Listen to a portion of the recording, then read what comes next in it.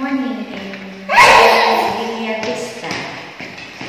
It is a nice hotel here in Puerto Rico.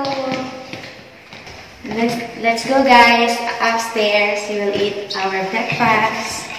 Let's go.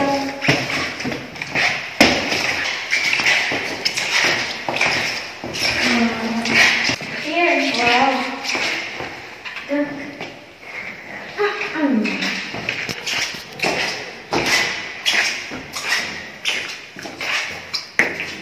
Wow.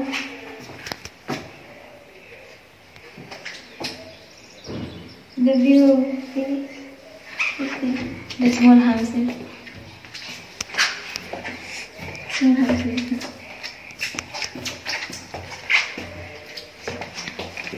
Let's go downstairs, guys, and we will eat our breakfast. Okay, let's go.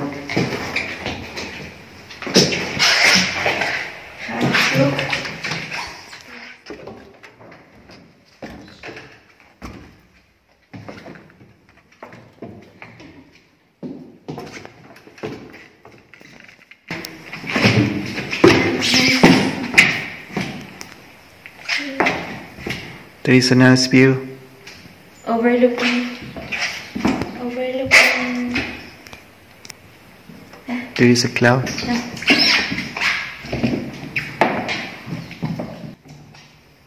Wow. Just here in the cliff.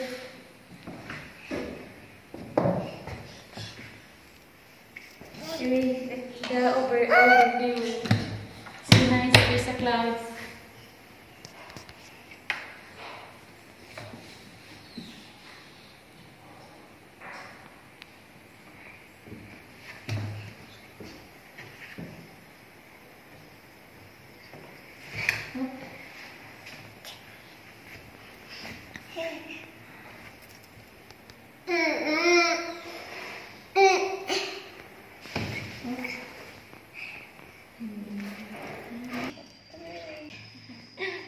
The table is already set.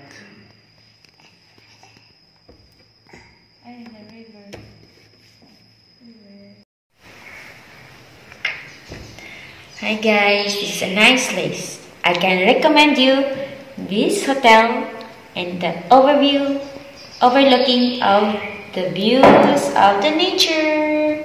You can enjoy the nature here.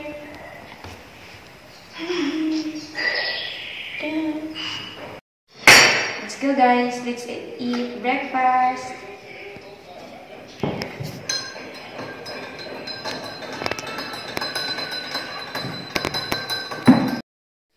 We're ready to finish our breakfast. We'll go upstairs to go back in our room. Look, stairs. There is going down. And there is going up. Let's go.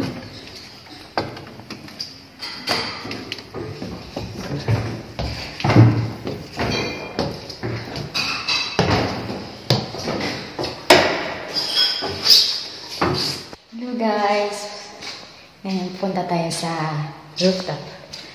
Titignan natin kung anong meron doon. Ha? Open the door.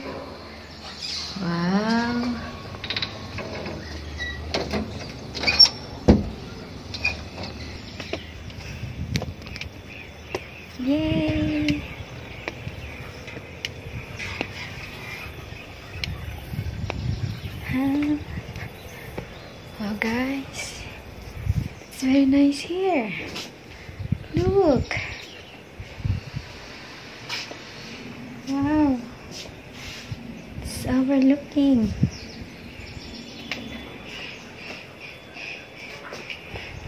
Guys, see the view.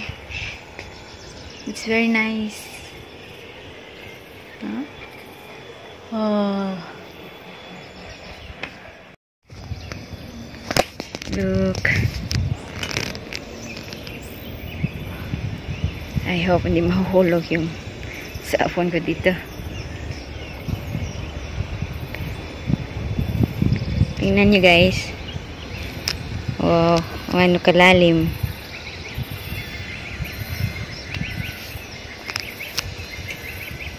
Just like scary, huh? Yung mga eagle. Look. Yung mga eagle.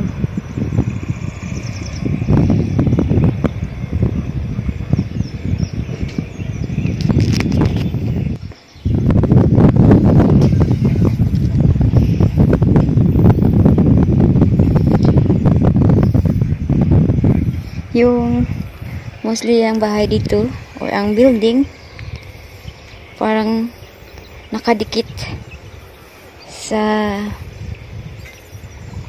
cliff. Yan, tingnan mo yung ano yan.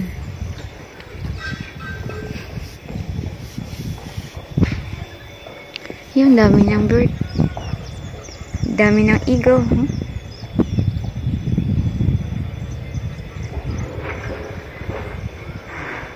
Oh yeah, look. Wow.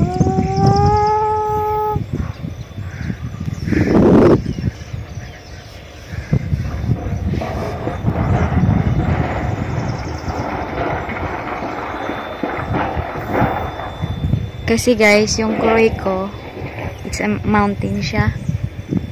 So yung parang town in the mountain.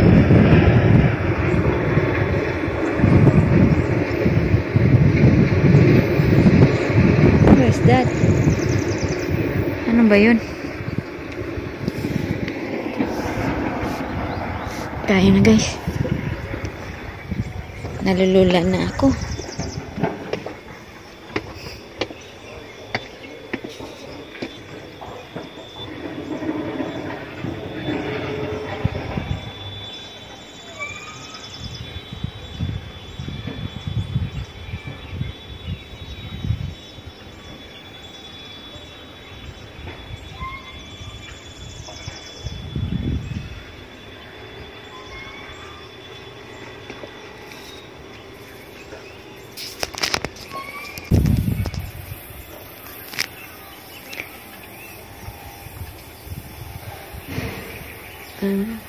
Tayo na guys, babalik na tayo.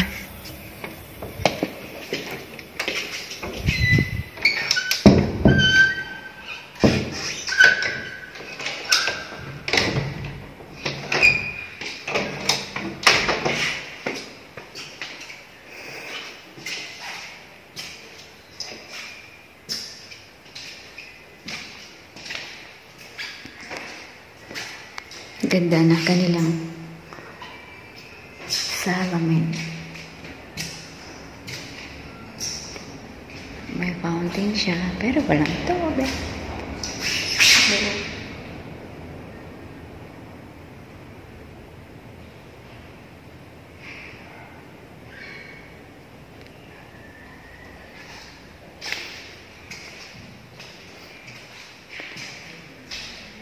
Leona met Leon. Leona and Leon.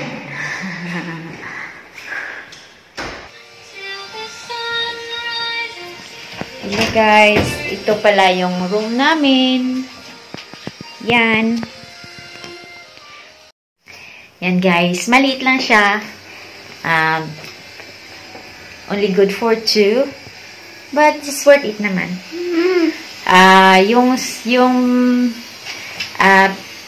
yung payment dito guys per night per person is 90 Bolivians, and for two is 180. So actually my husband decided to stay here because kasi kailangan niya ng internet for his work. Kasi in sa bahay ni Mami walang internet at saka yung signal doon hindi stable. So decided to stay here para sa kanyang trabaho. So yung plan namin na magstay dito for one night with him.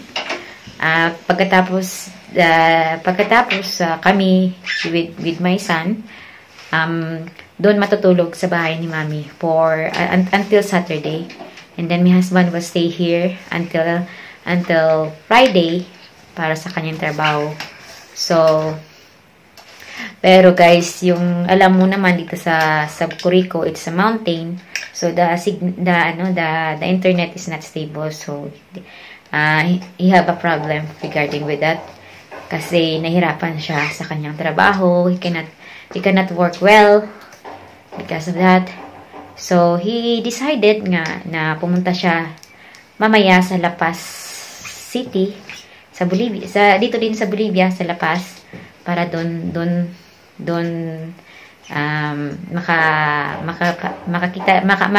makahanap siya ng hotel na may wifi para makatrabaho siya, and then babalik siya dito sa Saturday, and then Sunday we will going back to Cochabamba.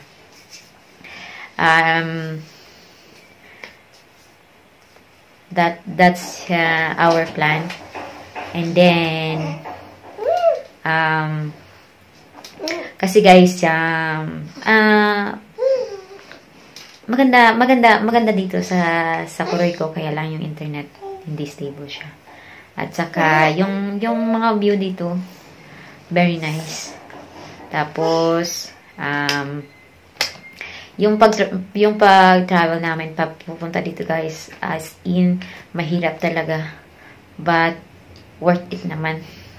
Kasi from Cochabamba going to La Paz, bago ka pag hindi ka taga La Paz, manibago ka talaga because of the altitude sickness. Sakit ang ulo mo, susuka ka, tapos malamig siya. So masama talaga ang pakiramdam mo. So kailangan maging prepared ka. At saka sa akin, parang yung naramdaman ko, just like sumakay ako ng eroplano kasi masakit yung tenga ko dahil sa taas. Pero maganda naman. Tatapos yung biyahe papunta dito sa Curico, yung kalsada, liko. So masusuka ka talaga at sasakit ng ulo mo. Pero pagdating mo dito guys, worth it naman. Kasi yung view, yung nature. Kasi guys, yung La Paz, Bolivia, and La Paz is the highest city around the world, because imagine 3,600 meters above sea level. So yung air hindi siya sufficient. So sasakit talaga ang ulo mo because of that. Tapos malamig pa siya. And mahirap talaga bumiyahe through by land kung bago ka. Kasi pag hindi mahihirapan ka talaga guys. Susuka ka talaga at sasakit ng ulo mo. Kung pumunta kayo dito, mas mabuti na sumakay kayo ng eroplano kasi hindi mo masyado mararamdaman yung altitude sickness. So mas maganda yung eroplano by Cochabamba going to La Paz, kasi okay siya. Pero kung by land, mahirap talaga guys. makita mo yung view going here. Pero hindi mo what you call that, hindi mo ma-enjoy kasi masama yung pakiramdam mo, sumusuka ka, sakit ang ulo mo. So hindi mo ma-enjoy, hindi mo naman ma-enjoy yung nature. So mas mabuti na lang yung airplane. At saka guys, maganda talaga ang view dito. At yung hotel dito, may okay naman yung price nila. May, kung gusto mo yung